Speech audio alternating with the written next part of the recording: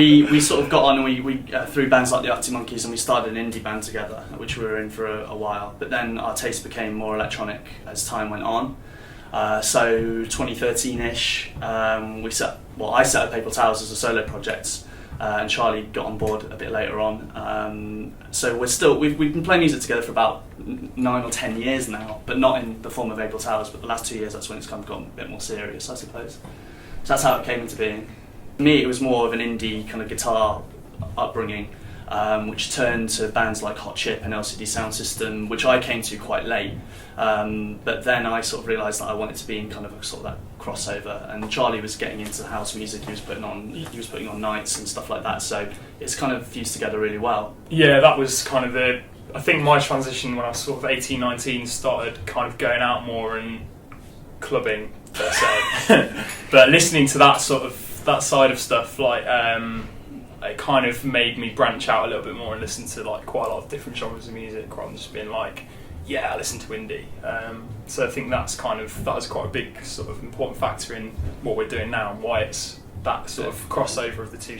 Well, mine just hands down would be Radiohead, something with Tom York, but you know, you can't go a day right without mentioning something to do with Radiohead. Every meeting we have, every like sort of song direction, it's like, oh, what would Radiohead do on that level? And look where they are now. Yeah, I mean, if we can get to that level, but yeah, Radiohead's strong. I'd probably say James Murphy from LCD Soundsystem, because I think he's just like a modern genius. The way he sort of shapes songs and the kind of tongue-in-cheek lyrics and just the simplicity of what he does is just something that I would love to be involved with. We walked out on stage and there was an 8-year-old there with a sign saying "Get your tits out," and we knew we weren't. It was kind of off-putting, but at the same time we were like, well, we've got to do it. So it was a quick flash, whatever. Oh god, that's not fair, singling out one city, because we're looking forward to playing them all. Yeah. We love Manchester because we've played some of our best shows there. We played with Tovlo last year, the Deaf Institute, and we've done Dot to Dot up there as well, which is really cool. Played the Castle as well, cool little venue. Yeah, I'm looking forward to Middlesbrough actually, because we don't really get up to the northeast a lot. And it's not really an area we've been to before. So to play, I've got a few friends at Teesside University, and they say it's like fantastic sort of student nights there. So that'd be really, really cool. Casbah, Warwick Uni, that's going to be a great night Friday night.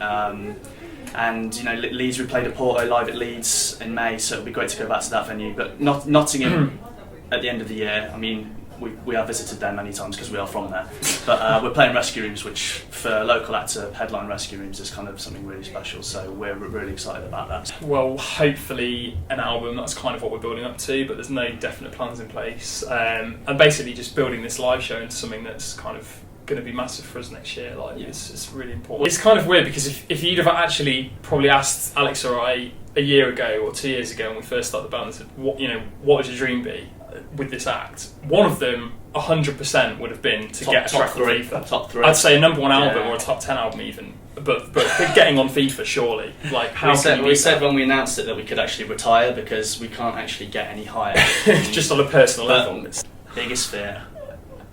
We said Zebra Crossings once. Well, I don't know. What was the logic behind Zebra Crossings? At the moment, Zebra Crossings. Whenever I approach one, I'm like, do I just freely walk out into the road? Do you actually trust the driver? I never trust the driver. They don't anymore. Have to wait until.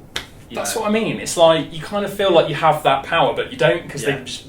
My biggest fear is self-service checkouts. I mean, I'm getting used to them. But at the same time, I'm still really paranoid. I can never, if I've got like 4 beers or whatever, I always go to the person who's manning the thing because I know I'll get ID'd and you look. And then they've got because it's a big alarm comes off if you try and put it through the scanner, and everyone's looking at you and judging you. So, you know. We actually spend quite a lot of time updating Spotify playlists with sort of stuff that we're listening to. There's a really good band that I discovered the other day called Liss. Liss. They've got a song called Try, which is just unbelievable. It's had quite a lot of support on Phil Taggart, I think. You should check those guys out. We're listening to Churches. I'm listening to a lot of The Knife at the moment, just like Silent Shout and stuff like that. I mainly listen to the FIFA 16 soundtrack, which Eiffel Towers are featured on. But we share similar tastes on the Spotify playlist. We kind of regularly add to it. So all of our stuff kind of is what we're listening to. Absolutely.